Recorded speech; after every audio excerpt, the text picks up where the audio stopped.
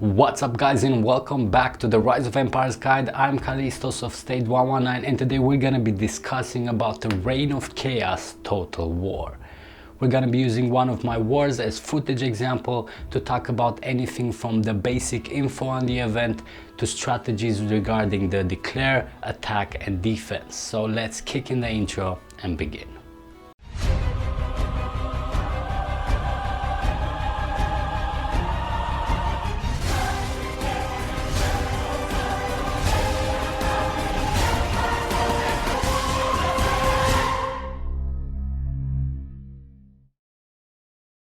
Okay, so the war we're gonna be using as an example template is the war between 119 Invictus, my alliance, against 114 FHX. And even though it wasn't a very eventful war, it's still enough for me to use as an example to talk about different strategies that you can apply during the war and in preparation. This video will be a bit long because there's a lot to talk about, and this is the reason why I haven't done it till now. And the second reason was because I didn't have any footage of a rock war, considering I was in Eden and I didn't find anybody else to give it to me. Okay, so a bit after Reign of Chaos event starts, you will be prompted in the event that the Reign of Chaos Total War will begin soon. You will have 3 specific days during the week where you can declare war. And those days are Tuesday, Thursday and Sunday. During these days, you will be eligible to declare and be declared in Rock Total War. For each day, you will have 3 exact times where you can set a truce timer for your declaration. The way this truce timer works, if for example I set my alliance truce timer to 8+, that means at reset, even though other alliances are eligible to declare, they cannot declare on my alliance until +8, where I had my truce timer, because until then I'm in truce. Your alliance leader can set the truce timer once per week and it will be changed on Sunday. Once changed throughout the entire week, you will have that specific truce timer. And the truce timer is actually important because of different reasons. First of all, you want to select the time where you know most of your players are online. If for example you have an alliance with a lot of European players, then you're not gonna see that many at reset, considering reset for me, for example, is at 3 o'clock in the morning.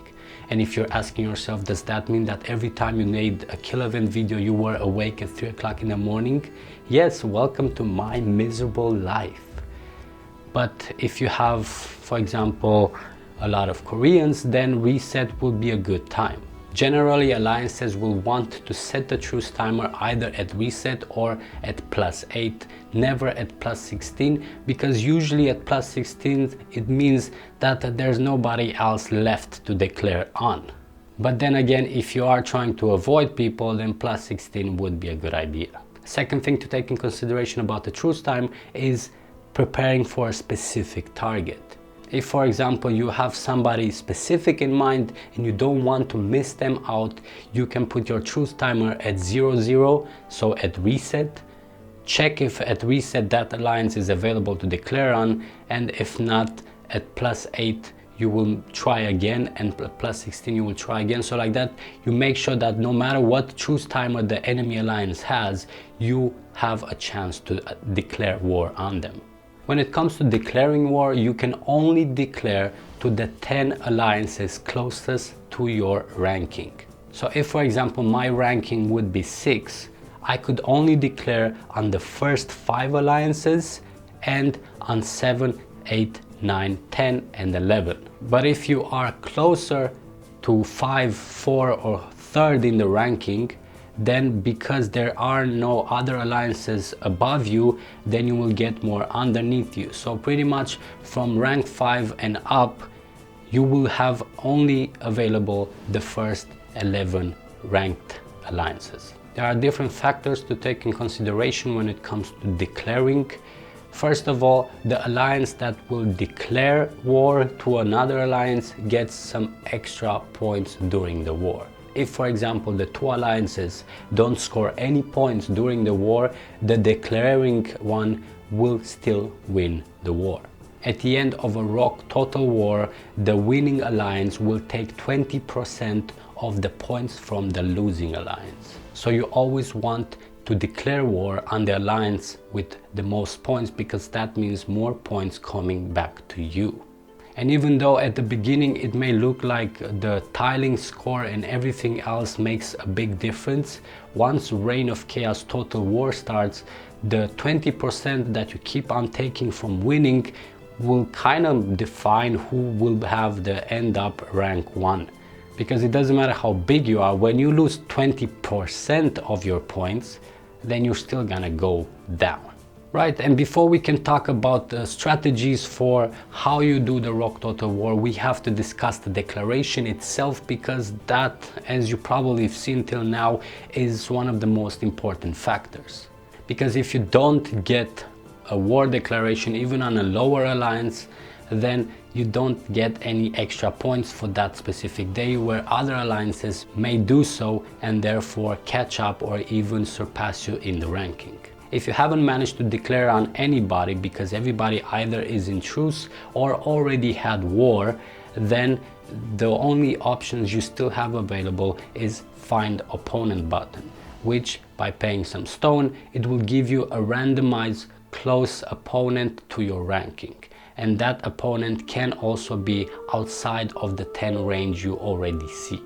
But even that is maybe, depending on what else is around your ranking. So let's get the declaration done. To declare on an alliance, you will have to either use the event menu or the Reign of Chaos building. In the event menu, you have the Rock Total War. Clicking on it will get you to the declare list, where you see all the alliances available to be declared on. You click declare on the alliance you want to, and then again confirmation declare, and voila, you have declared on an alliance. Same story goes for the Reign of Chaos building. You click on the building, click on the Reign of Chaos Total War button, and it will get you to the same menu as before, where you do the same setup.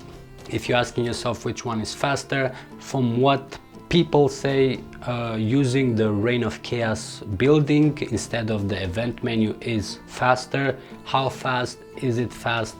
I don't know. So if you want the gossips for it, this is it.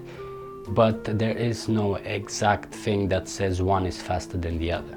When it comes to tips on having a fast declaration, the first thing that I can talk about is the power of your device and your internet speed. Having a good internet speed means the connection between what you are clicking and what the game receives is much faster, and you're not waiting on the delay for the game to respond or receive your information. And when it comes to your device, it means you're not gonna get any visual lag during the declaration, because it's known that even the timer that you see in Rise of Empires can delay. If you look closely to it, you will see that the seconds passing sometimes start slowing down and then rapidly catch up. So to avoid this type of minuscule delays, you want to use the best device available to you.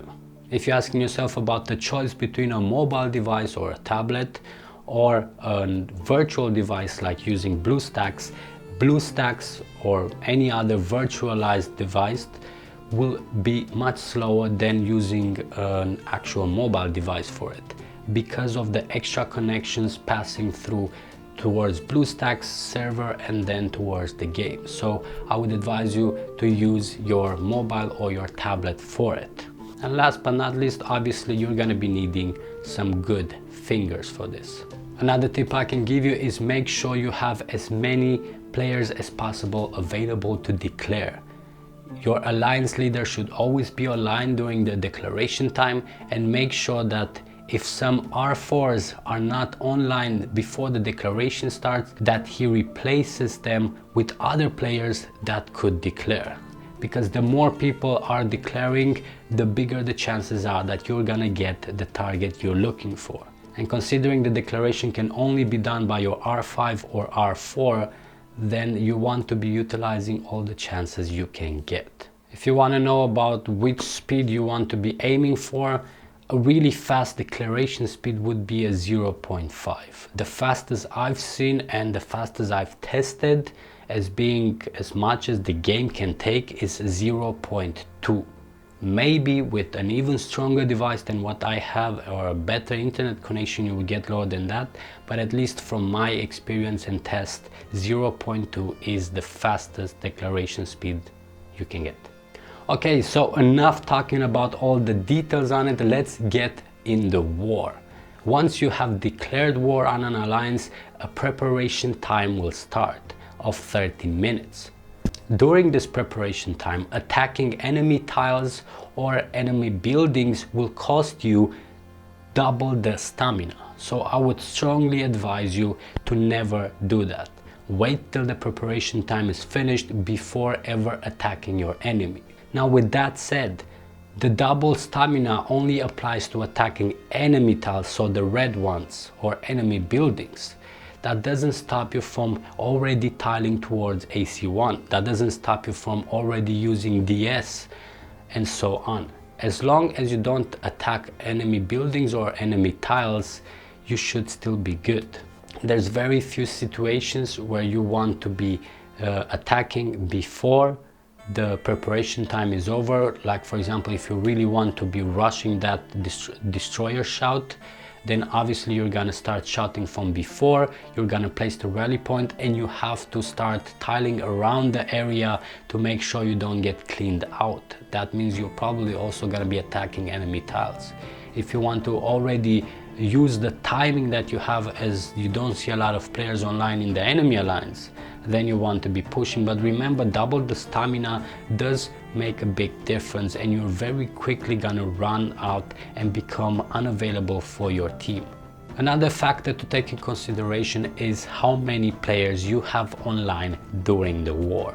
Because the more players you have online, the bigger and more complex the strategies become. But if you only have that many players online, you cannot use any complex strategies. So you have to choose one and go for it.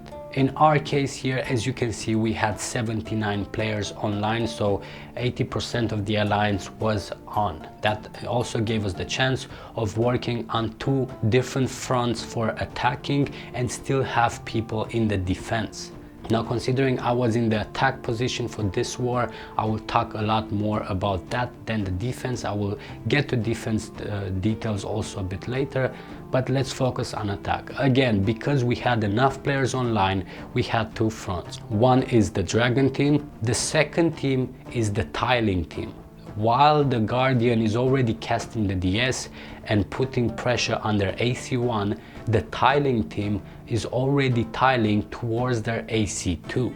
Separating the enemy's power is important. Like that, they won't have a lot of chance to actually attack you, as they have enough to do with your Guardian already casting the DS or with the Tilers already getting to the AC2.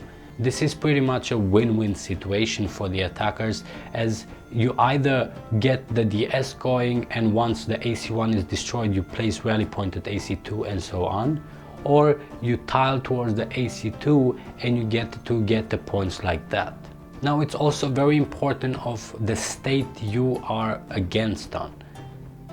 I know the Rock Total War is alliance versus alliance, but when it comes to states, that can make a big difference, and that can define what's going to happen with your attack. For example, 119, because it's such a super populated state, and because we have 5 main alliances during the Reign of Chaos event, there is nobody that ever managed to hold their tiles in our state. We are in the middle of the season and there's not one single enemy tile in our state. Also, you can see that 3 of our alliances are in the first 3 ranks, and that's because we support each other not just for tiling and cleaning, but also during wars. If we see a Guardian, that Guardian is not gonna survive because every single castle in 119 is going to attack it. And if we cannot attack it, we're gonna dragon it. And if you are against a super active and populated state like us, then the tiling team is gonna be a nightmare to have, and I would actually advise you to focus more on the DS team and hopefully get that DS going. Now, if you want strategies for using the DS, then I would advise you to check out my guide on how to use the DS, as I don't want to waste more time talking the same thing that I've already did there. So let's focus a bit on the tiling team going towards the AC2. There's two strategies you can apply when it comes to tiling towards the AC2. First, you make a path with your castles, and a path defining you have on each left and right side castles, so that in between them there's a path that the enemy cannot block by teleporting in. And like that, you keep on continuing moving the castles over and over to make sure that the path stays clear for your tiling team to continue tiling without any stress. The details on how to make the path is the same like you would want to have the tiles in your rock corner, which is always with one tile difference. Like that, you occupy more space with less castles and make it more efficient. As long as there's no time where you have two tiles open for a castle to come in, then you should be fine. The second strategy, very similar to this one, is to use farms to make a path with them. All you need is a lot of farms that don't have Dragon Slayer in them, because you're gonna use dragons to zero those farms. And the point is simple: you place the farms in a continuous line towards the enemy's AC2 or towards any target you're planning to tile on, and you use the rubble of the zeroed farms as a point where the enemy cannot teleport and block you out. The best thing they can do is actually just tile if they have any connection tiles to it. If not, then you will always have the advantage that the enemy cannot block those tiles. I'm gonna use the AC1 from the enemy in this war as an example for the defense team, because by us it didn't actually happen much and everybody was just in the attack team active. Let's talk about them. The details about how to prepare for an enemy destroyer shout I've already put in the other video, so let's discuss about the things that they didn't do while we did the DS. First things first, of course, you want to be clearing out around or throughout the area where the DS hits. Second of all, they are missing a lot of farms, or at least don't have enough active farms. You can see the line of empty tiles in between their buildings.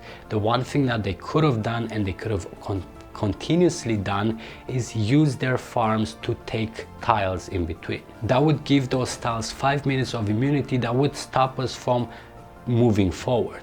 Then afterwards, with their main alliance castles, they can take them again because they have a better position. But for that, you also need to make up your AC1 setup in a way where you also have farm and main castles close to those lines to be able to do that. Because if our castles are much faster to take in the tiles, then this entire strategy won't work. Another thing from experience that I can say, especially to the point where you have avalanche like in our case, do not spam on buildings. Stamina is one of the most important things during a war, and the more people you have, the more stamina you have available to do things with it. The one thing that I've seen over and over during wars is when attacking buildings at the enemy AC is that people spam on the same building too many attacks, especially using footmen. And you see a lot of wasted stamina that isn't even used to defeat a building, because there's so many attacks that the building is gonna instantly be destroyed and all the rest of the attacks are just gonna be wasted. And there's already attacks going towards that buildings to destroy them, then don't send even more attacks from your castle just to waste your stamina. If you aren't in a good position and others are, then you might as well just wait for the AC attacks, as that has more demolition and therefore requires more attacks. But other than that, be mindful with your stamina during attacks. And last tip I can give you for the Reign of Chaos Total War: listen to your leaders.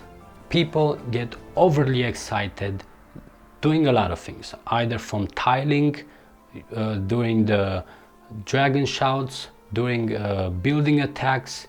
Listen to your leaders. Having one brain do the decision making is always much better than 100 of them. With that said, leaders, it's your job to put markers so that the players have a clear idea of what they have to do. But if you see a marker that says do not attack, don't. Just don't. And I'm sure there's a lot of other little details regarding the Reign of Chaos Total War, but I think I pretty much covered the main basis of it to give you guys a good idea. And with this, I also close up the video. I know it's been a long one. This is why I've dreaded. Guys, thanks again for checking in. Remember, if you enjoyed this content and it found it helpful, make sure to leave a like, as it does help me with the channel. And of course, subscribe for more content like this. But that's it from me. Thanks again for checking in, and I'll see you guys in the next videos.